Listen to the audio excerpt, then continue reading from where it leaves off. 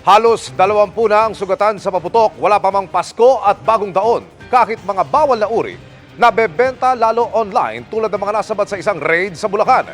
Narito ang eksklusibo kong pagtutok. Ito ang bodega sa Santa Maria, Bulacan na ni-raid ng PNP CIDG. Ang laman, iba't ibang klase ng mga paputok na ipinagbabawal ibenta sa merkado.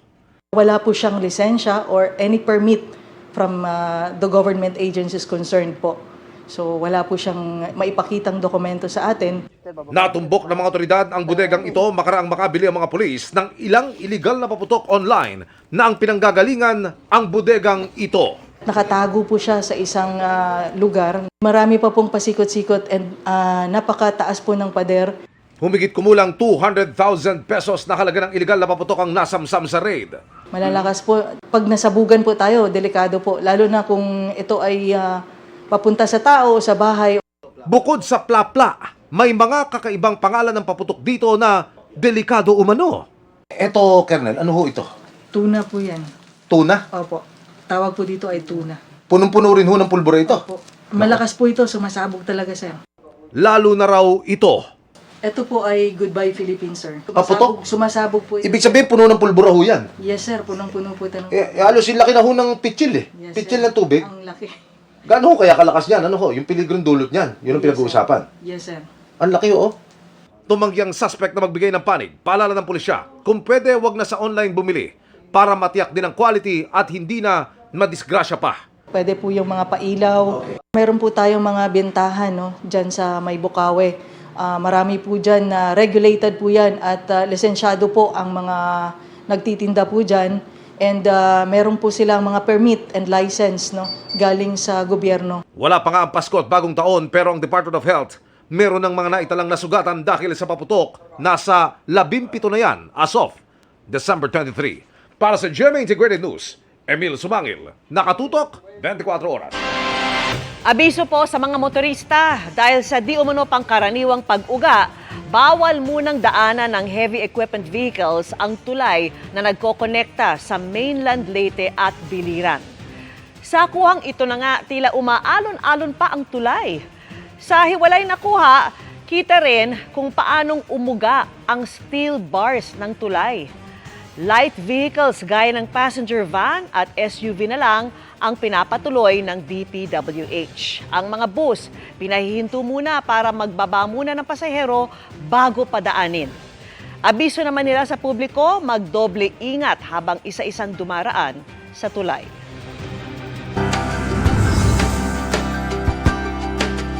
Sunod-sunod mang tinamaan ng bagyo, tuloy ang pagdiriwang ng Pasko ng mga Ibatan sa Batanes kahit sa simpleng paraan. Nakadagdag ng saya ang tulong ninyo na inihatid natin sa ilalim ng Give a Gift Alay sa Batang Pinoy Christmas Project ng GMA Kapuso Foundation.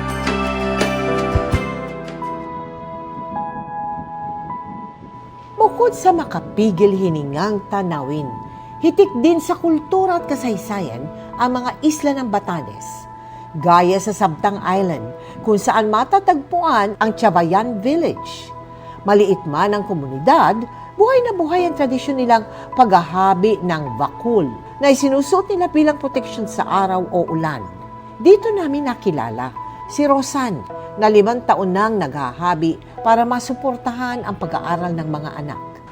Pangarap ko din po na makatapos nun, pero hindi pa nakatapos.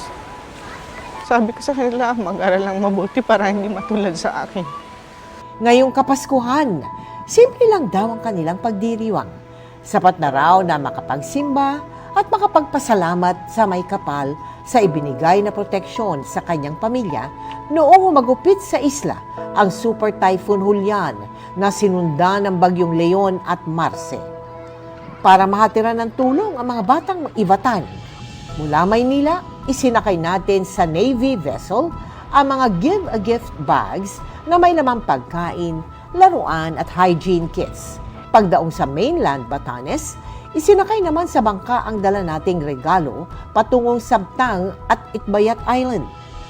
Malakas ang alon sa biyahe, pero sulit naman dahil sa matatamis ng ngiti ng mga batang sumalubong sa aming pagdating. Maraming salamat sa GMA Kapuso Foundation. Karoon sila ng lakas ng loob at saka saya. Sa kabuuan, 2,100 na estudyante ang ating nahatira ng regalo sa Batanes.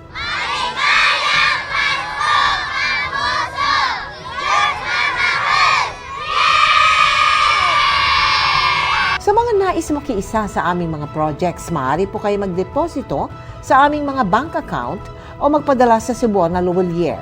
Pwede ring online via GCash, Shopee, Lazada at Globe Rewards.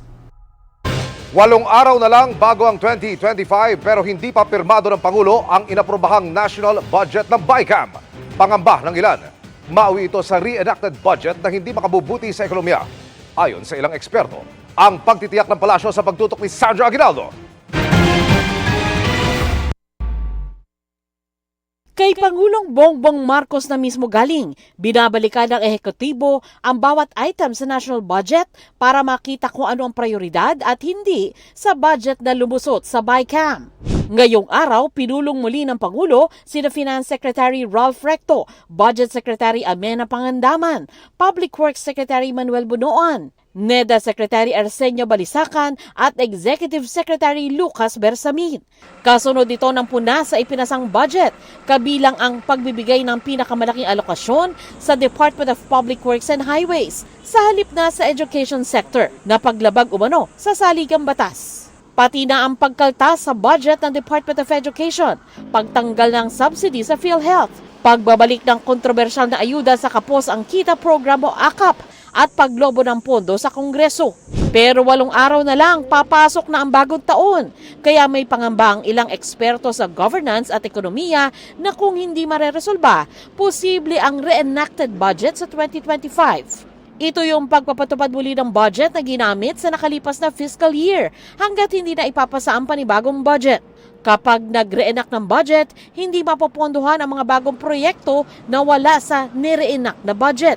Kaya sabi ng ekonomistang si Emmanuel Leco, hindi ito maganda para sa ekonomiya. Hindi tama na sabihin natin na balikan na lang ang dating budget dahil ang economic environment ay magbabago. Kailangan natin ng budget na angkop sa inaasahan natin na pagbabago sa ekonomiya, pagbabago sa ating mga trade relations next year.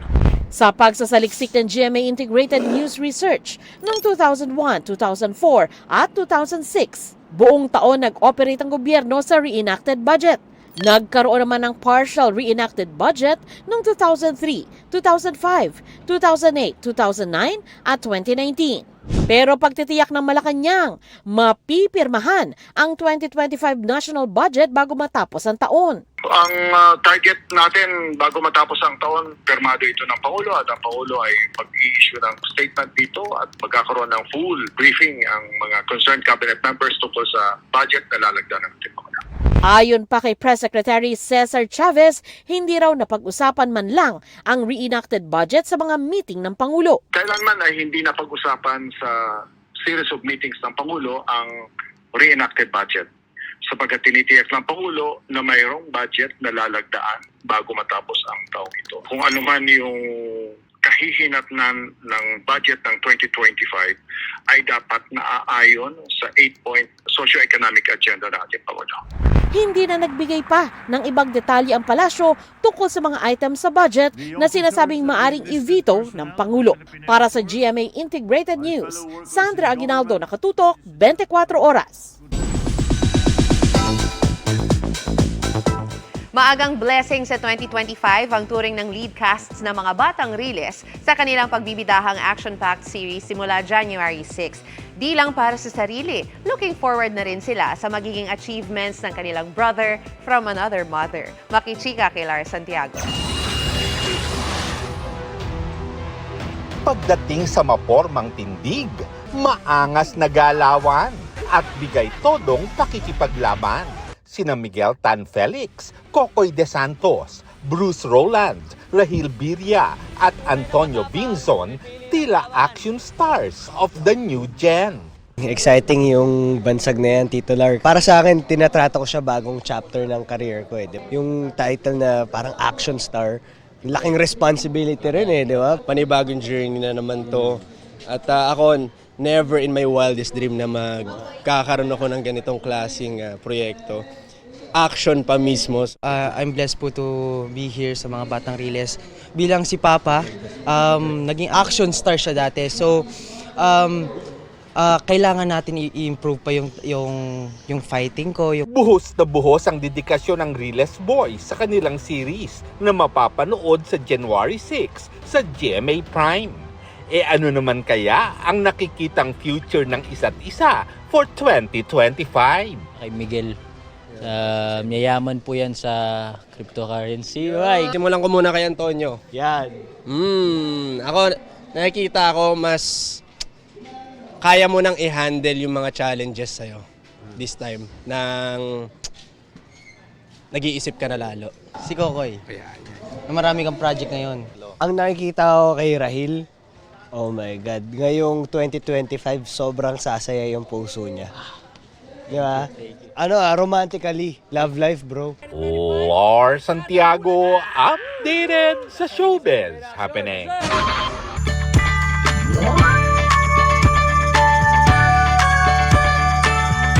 Puno ng pasasalamat ang Pasko ng isang nanay sa Pangasinan ngayong natupad ang pangarap niya para sa anak na may cerebral palsy.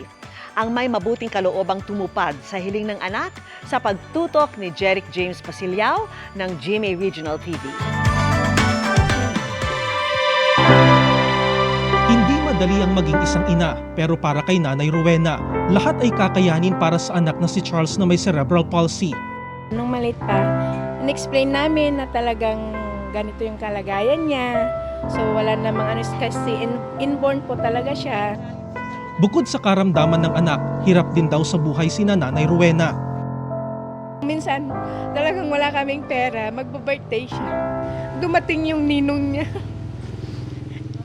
Nagbigay po siya ng para sa kanya. Sa kabila niyan, puno siya ng pasasalamat na maayos niyang naitaguyod ang anak. Nakapagtapos si Charles ng senior high school sa ilalim ng Accountancy, Business and Management o ABM strand. At may talento rin sa pagtugtog ng organ sa kabila ng involuntary movements buhat ng kanyang kondisyon. Napakalaking biyaya nga kung ituring ni Nanay Rowena si Charles na inspirasyon din daw ang hatid sa iba. Hiling niya ngayong Pasko, magkaroon ng bagong wheelchair ang anak.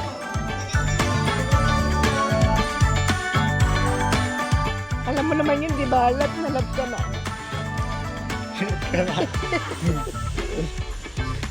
Wala tears of joy lang, di ba, Nat? Mabait to eh. Super bait. Kahilingang tinupad naman ng pilantropong may mabuting kalooban na si Dr. Ashok Vasandani. We all are human. We all belong to our Almighty God. Lahat naman tayo anak na Diyos naman yan. Basta may nakita tayo na isang tao na may karamdaman, bilang isang responsible citizen, karapatan natin na makarating tayo yung kunting paabot natin, yung mga tulong natin sa kanya. Walang paglagyan ng saya ng mag-ina sa natanggap na regalo ngayong Pasko. Very, very thankful po talaga kami, lalo na may mga taong generous po. Maraming salamat po sa inyo. Isang paalala na sa kabila ng mga pagsubok sa buhay, marami pa rin tayong mga biyayang dapat ipagpasalamat.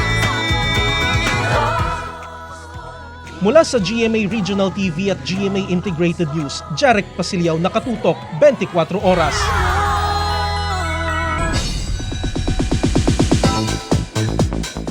Dalawang tulog na lang mapapanood na sa mga sinehan ang official entry ng GMA Pictures at GMA Public Affairs sa MMFF na Green Bones. Ang bida ng movie na si Kapuso Drama King Dennis Trillo may malaking collab with P-Pop Kings SB19 na kumanta ng official soundtrack ng movie. Yan ang chika ni Aubrey Carampel. Hello, SB19! Kumusta? Kwentuhang King to Kings na di lang napuno ng tawanan. Pagpasok pa lang niya, inagahan pa lang. Walang inilabutan na talaga sila. Saktong tono. Nagresulta rin sa instant hit na TikTok entry. Yan ang exclusive interview ni Kapuso Drama King Dennis Trillo sa P-Pop Kings na SB19.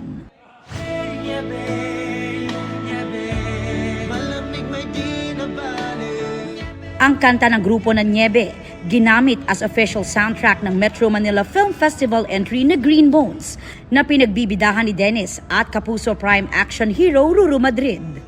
Ano mga naging reaction ninyo nung malaman ninyo na gagamitin tong kanta na to, itong Niebe, dito sa pelikulang Green Bones? Sobrang thankful po kami dahil nagustuhan niyo po yung Niebe na kanta at napili niyo po na ilagay sa movie niyo po. Kaya maraming salamat. Sobrang thankful po talaga na.